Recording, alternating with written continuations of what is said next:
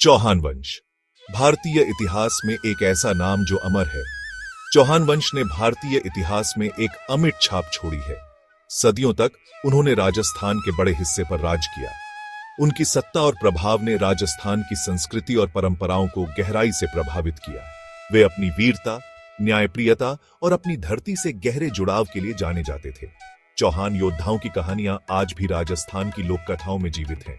चौहान सिर्फ राजा और रानी नहीं थे, वे अपने राज्य के मार्गदर्शक और अपने लोगों के संरक्षक थे। वे अपनी प्रजा के रक्षक, अपने धर्म के संरक्षक थे। उनके शासनकाल में धर्म और संस्कृति का विशेष महत्व था। उनकी कहानी साहस, भक्ति और बलिदान के धागों से बुनी एक अद्भुत कहानी है। चौहान वंश की गाथाएं हमें उनके अद्वितीय योगदान की याद दिलाती है। चौहान गाथा के सबसे उल्लेखनीय अध्यायों में से एक है रानी रुद्रानी की कहानी। उनकी कहानी ने इतिहास के पन्नों में एक विशेष स्थान प्राप्त किया है। उनका नाम समय के साथ गूंजता रहता है, जो उनकी धार्मिकता और भगवान शिव में उनकी अटूट आस्था का प्रमाण है। रानी रुद्रानी की भक्ति और आस्था ने उन्हें एक अद्वितीय स्थान दिलाया। वह राजा चंदन राजा की प्यारी रानी थी, जो अपनी बुद्धिमानी और उदारता के लिए जाने जाते थे। राजा चंदन राजा और रानी रुद्रानी की जोड़ी ने अपने राज्य को समृद्धि और शांति की ओर अग्रसर किया। लेकिन रानी रुद्रानी की कहानी केवल शाही वंश के बारे में नहीं है। यह एक ऐसी महिला की कहानी है जिसने अपने धर्म और प्रजा के प्रति अपनी जिम्मेदारियों को पूरी निष्ठा से निभाया। यह भक्ति की शक्ति, आस्था की मजबूती और एक ऐसी रानी की अमर विरासत के बारे में है जिसने ईश्वर की सेवा में अपना उद्देश्य पाया। रानी रुद्रानी की कहानी हमें सिखाती है कि सच्ची भक्ति और आस्था से जीवन में हर कठिनाई को पार किया जा सकता है। रानी रुद्रानी अपनी सुंदरता के लिए प्रसिद्ध थी, लेकिन यह उनका आंतरिक तेज था जिसने वास्तव में उनके आसपास के लोगों को मोहित कर लिया।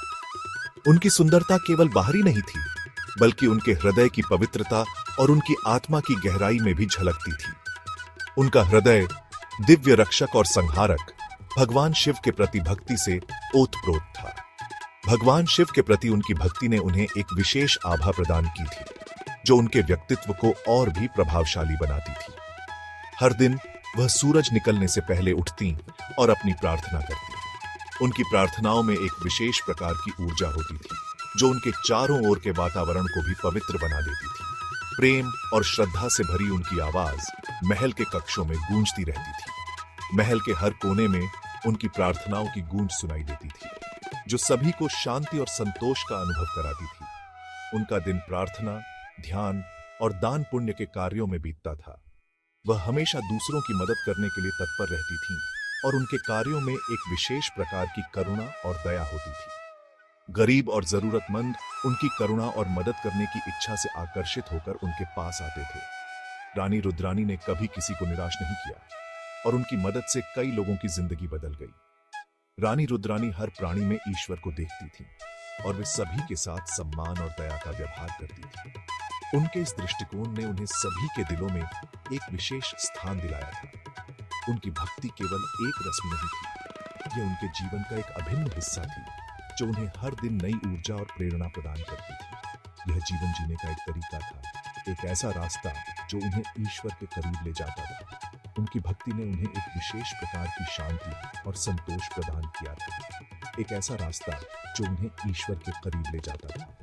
उन्होंने अपने जीवन को भगवान शिव की सेवा में समर्पित कर दिया था और उनकी भक्ति ने उन्हें एक विशेष प्रकार की आंतरिक शक्ति प्रदान की थी। उन्होंने खुद को भगवान शिव की आराधना में डुबो दिया और उनकी उपस्थिति में शांति और शक्ति पाई।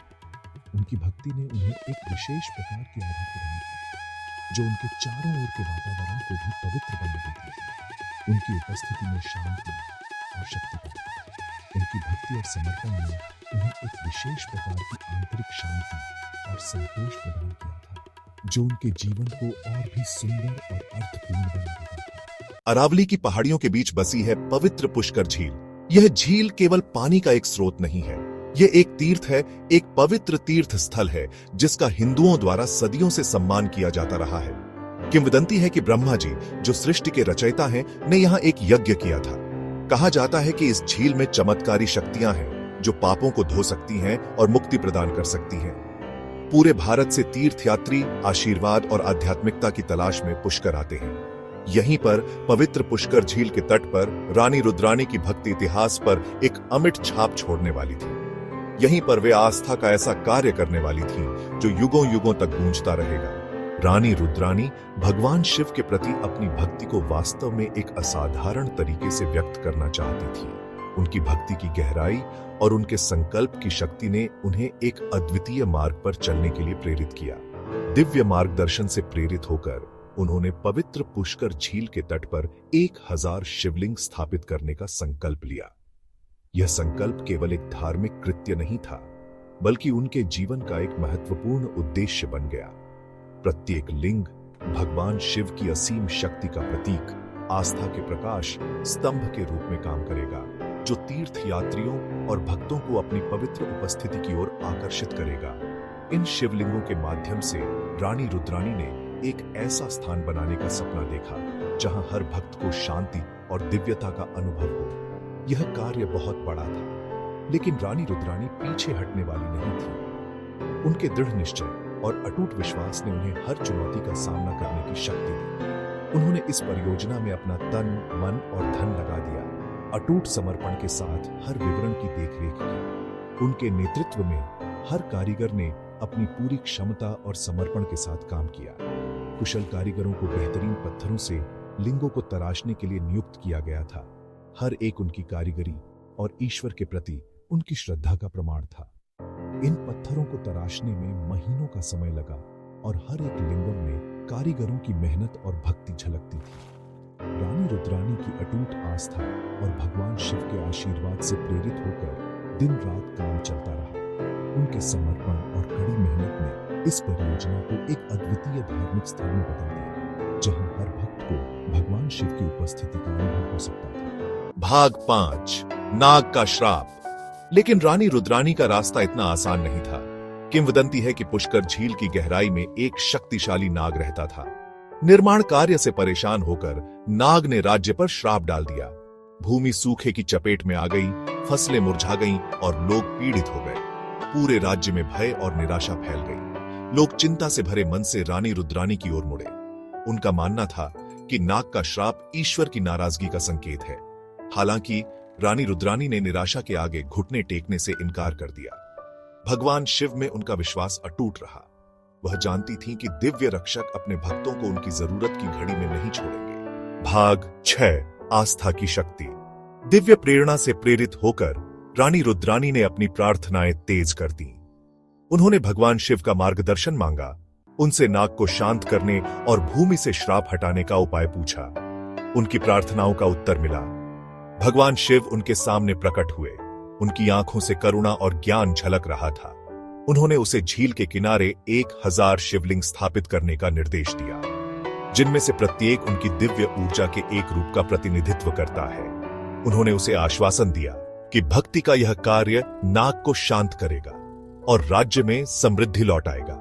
नए सिरे से आशा से भरी रानी रुद्रानी ने अपने लोगों को एकजुट किया।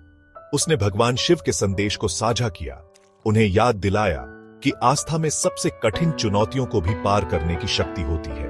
भाग 7, भूमि के रक्षक चौहान। चौहान राजा अपने सैन्य कौशल के लिए जाने जाते थे। उन्होंने आक्रमणकारियों के खिलाफ अपने राज्य की जमकर रक्षा की। उन्होंने अपने प्रदेशों का विस्तार किया, अपने प्रभाव को दूर दूर तक फैलाया। लेकिन उनकी शक्ति केवल सैन्य ताकत पर आधारित नहीं थी। चौहान समझते थे कि असली ताकत न्याय, करुणा और अपने लोगों से गहरे जुड़ाव में है। वे कला और ज्ञान के संरक्षक थे और उनके शासनकाल में संस्कृति और ज्ञान का विकास हुआ। उन्होंने मंदिरों का निर्माण किया, कुएं खुदवाए और व्यापार मार्ग स्थापित किए, जिससे उनके राज्य की समृद्धि सुनिश्चित हुई। रानी रुद्रानी की भक्ति और नाग देवता को शांत करने के उनके प्रयासों ने चौहान भावना को प्रतिध्वनित किया। यह आस्था की शक्ति में उनके विश्वास और अपने लोगों की भलाई के प्रति उनकी अटूट प्रतिबद्धता का प्रमाण था। भाग 8, एक प्रेरणा। रानी रुद्रानी। रानी रुद्रानी की अटूट आस्था और उनके अथक प्रयासों का फल मिला। श्राप हटा लिया गया और राज्य अपनी पूर्व महिमा को प्राप्त कर गया। सूखी भूमि पर वर्षा लौट आई, फसलें लहलहा उठीं और लोग आनंदित हुए। 1000 शिवलिंग, जिनमें से प्रत्येक रानी रुद्रानी की भक्ति का प्रमाण है, ने पुष्कर को और भी अधिक धार्मिक महत्व के स्थान में बदल दिया। दूर दूर से तीर्थयात्री झील पर आते थे, भगवान शिव का आशीर्वाद लेते थे और रानी के असाधारण आस्था के कार्य पर आश्चर्य करते थे। रानी रुद्रानी की कहानी एक कालातीत अनुस्मारक है कि विपत्ति के सामने भी आस्था पहाड़ों को हिला सकती है। उन्हें न केवल एक रानी के रूप में याद किया जाता है, बल्कि भक्ति, साहस और मानव भावना की स्थायी शक्ति के प्रतीक के रूप में याद किया जाता है। भाग 9, अमर गाथा। रानी रुद्रानी को इस धरती पर चले सदियां बीत चुकी हैं, लेकिन उनकी विरासत आज भी जीवित है। पुष्कर झील के 1000 शिवलिंग उनकी अटूट आस्था और भगवान शिव के प्रति उनके अटूट प्रेम के प्रमाण हैं।